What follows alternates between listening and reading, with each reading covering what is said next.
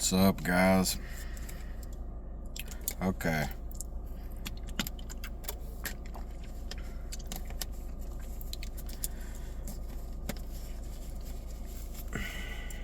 I've had a couple people ask me to tell them my story. And I just recently deactivated my Facebook like a couple months ago. When I did that, it deleted all my groups and everything associated with the groups I'd started and the groups I had been in. But I had posted my story about my near-death experience on one of my groups, and because I had a lot of people ask me about my experience, because once they got to know me, of course, one of the first topics is my near-death experience. So I had a lot of people at the time wanting to know the story, and to be honest with you, it takes a lot of energy for me to really recount what happened and go into detail and really it don't just take a lot of energy. Sometimes it kind of triggers me and can trigger a moment where I'm just back there, and it's a wild experience to have experienced and then struggle for the rest of your life to explain that and what happened. But so instead of having to recount the story every time someone asks, I'm making a video. So my name's Nick Lindsay. First of all, I'm from Tennessee, East Tennessee, and I'm gonna go back to December 2017. I was in a bad spot in life. I was extremely addicted to drugs. I didn't just do one type of drug. I did any drug. And at the time I was on totem pose, meth, and Suboxone, and I was using them intravenously. But it's December the 12th, 2017. I'm in Knoxville, Tennessee, right off Chapman Highway at my dad's. So I had somebody come drop me some stuff, and automatically I did like 2 totem pose. I did a half of a Suboxone, and then I put a whole gram of meth into a spoon and started to fix it up to inject it. Normally, I was to the point in addiction where a gram shot got me real right, but it didn't take me down. I could handle a gram of meth in a needle. And so I didn't think about it. The person I got this bag from, I'd trusted. I'd got stuff off of them before, so I wasn't thinking nothing like that. I just threw it in a spoon, threw water on it, and drawed it up.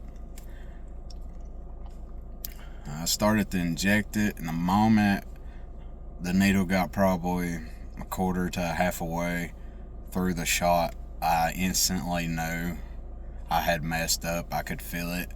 It was like a snake with razors that was just piping hot, and it ran up my arm, it ran up my neck, and then straight to the back of my head. And it felt like a literal injury. It felt like I was shot in the back of the head. It felt like an ice pick, just bam, and it gave me a real bad headache. It started to make me sick to my stomach. I started vomiting a lot. I started losing motor skills. It was hard for me to get around. When I really, really knew I was in serious trouble is when I lost my vision. Everything went just pitch black, and I could just hear and feel, and I knew I was in serious trouble. So I laid around for 48 hours before I actually got medical attention, and in those 48 hours, I guess I had just laid around and had a series of strokes. I also had developed, the reason I had the strokes was due to hypertension. I guess the shot had immediately sent my blood pressure through the roof. It skyrocketed. And that hypertension caused the strokes. It also, I believe, caused the pressed brain syndrome, which is when your brain swells up against your skull.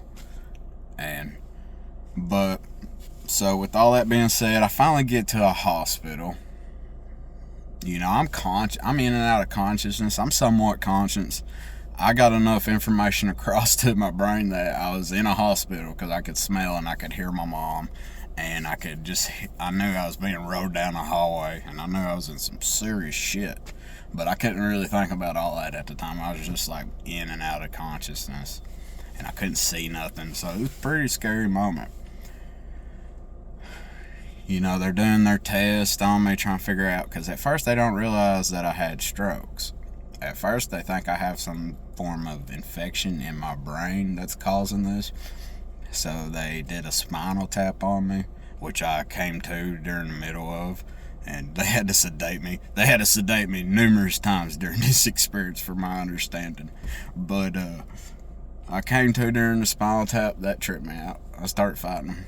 But anyways, the spinal tap came back clean. Everything came back clean. Finally, they hooked me up some fluid and threw me through this machine to scan my brain, and that's when they discovered the strokes.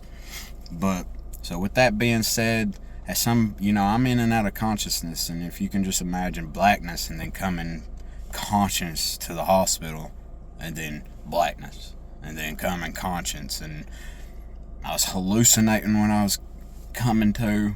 I was hallucinating. I was seeing all kinds of weird things. It was really screwing with me once I finally started to be able to see. Once my vision came back pretty quick, like a couple days, I think, I got my vision back. And then once I started coming conscious with my vision back, I was hallucinating. The walls were melting.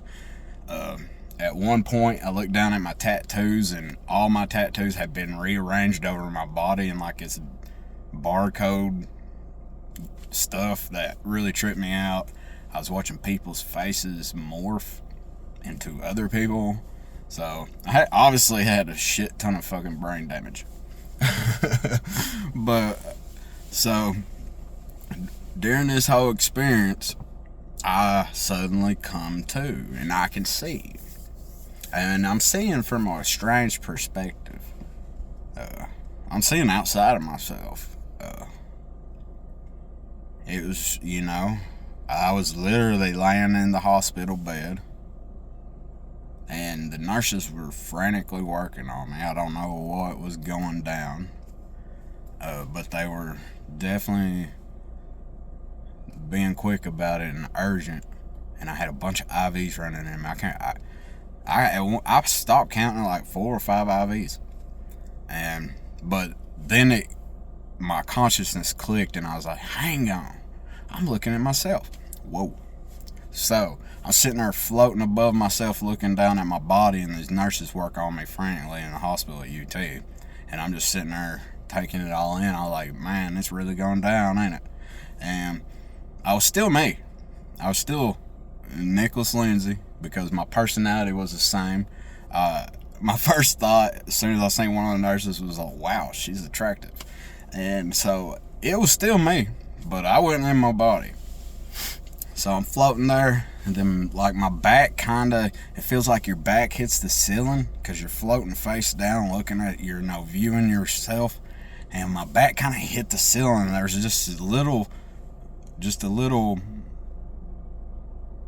resistance, and then all of a sudden it's like you was shot through this cannon, and I come shooting out of the room. And from the moment I felt that little resistance between the hospital room and this vortex-like tunnel that I got shot into, it was just like a rocket, it was just, and then you go through this very loud vortex tunnel-like thing that just vibrates your entire being, your entire soul, and you're shooting through this. The closest way I can explain that experience of the tunnel is like you was in a wind chamber or something, where they would test the aerodynamics of planes and boats. It was like you was in that, just facing the fan, and taking all that turbulence and stuff straight into you, you know. And so I'm shooting through this tunnel-like vortex thing, and I come out the other end, and once I shoot out the other end, it's real calm. There's nothing, absolutely nothing going on. I can't see nothing. I can see, but there's nothing. It's a empty void. It's a black, empty void. And I was like, whoa, you know, and I came out floating like I was in space, and this looked a lot like space, but there wasn't no planets, there wasn't no stars, nothing like that that you could visually see. But also, you could feel everything there. You could feel that this was where everything came from. This was the original whatever. This was the real deal. This was ancient. And you just felt all these feelings coming through you while you was there. And it was so conflicting because you don't see nothing, but you're starting to feel everything, you know. And like, it's strange. But so I'm sitting there, and my first thought was, man, you still got your hands? So I looked down at my hand. I took my hands like this. I took my hands out like this and threw them by my side, and then looked down at them, and I could feel my hands, and I could feel my arms, but there was nothing there. It was like phantom limbs. Like, I threw them down to look at them, and they weren't there, but I felt them there. So it was just weird like that. So I'm sitting there really taking in this experience, and I'm like, well, you did it this time, big dog. You went to the big leagues, and you're up here in God knows where. Now you really got some shit to figure out. You know, I still me. My consciousness, my dumbassery, you know, fucking the way I am, and I was still that person. But I think that's significant in a lot of ways. But so I'm sitting there, and I'm really, you know, struggling and trying to wrestle with the fact that I just died. You know, big dog just died. And then all of a sudden, these three orbs that were lined up in a line, you know, 1, 2, 3, and they moved together. When they moved, they weren't separate, but they were separate. When they moved together, but you could feel their consciousness, their soul, and it was three separate souls, consciousness, individuals, whatever you want to call them. So they come floating out of nowhere, just appear, and they come floating right up in front of me. And they sat there, and I'm like, oh, you know, what in the world? It was really my reaction. And then the middle one starts to speak to me, and he asked me if I was ready to move on from Earth. That was his exact, and when he spoke, it wasn't something you heard with your ears, you know, it was a thing you heard in here. You heard it right here. It was in your mind. It was telepathically. It was a conscience speaking to a conscience. And so, when I heard that, I knew what he was talking about, you know. And instantly, in my mind, my son's life started to go like an old black and white silent movie. It just starts going through my head. And I see my son get older, and I see him get married, and I see him have a son, just like my dad had an only son, and I had an only son. He has an only son. And so at that point, I really started to fight back, and I was like, listen here, I don't know who y'all think you are, but like, this ain't the way it's going down. And I started resisting. I mean, just absolute resistance. And I was literally throwing a spiritual temper tantrum. And I guess that's all he needed. You know, he was convinced I wasn't ready. And I started to head towards the entrance, you know, shoot back in the entrance. And when I shot back into the entrance, it was just like instant shooting back through that tunnel. You shoot back through the roof of the room, and I was right back into my body. I didn't come awake immediately. I woke up, I don't know when I woke up in comparison to when the actual near-death experience happened, to be honest with you, because I had 4 strokes and was really struggling with just keeping conscience and really absorbing everything that was happening. But so with that said, that's my near-death experience. It's been a real struggle trying to grapple with what I know is real, and especially spiritually, because I've not found a real good answer. And at one point I was a Hindu, at one point Christian. I've at some point down my life planned to say I at least tried every religion out there, just to get a taste and different perspective, and to try to help kind of put the puzzle pieces of what happened to me together. But after that, I've experienced a lot of strange things that some people know about that know me.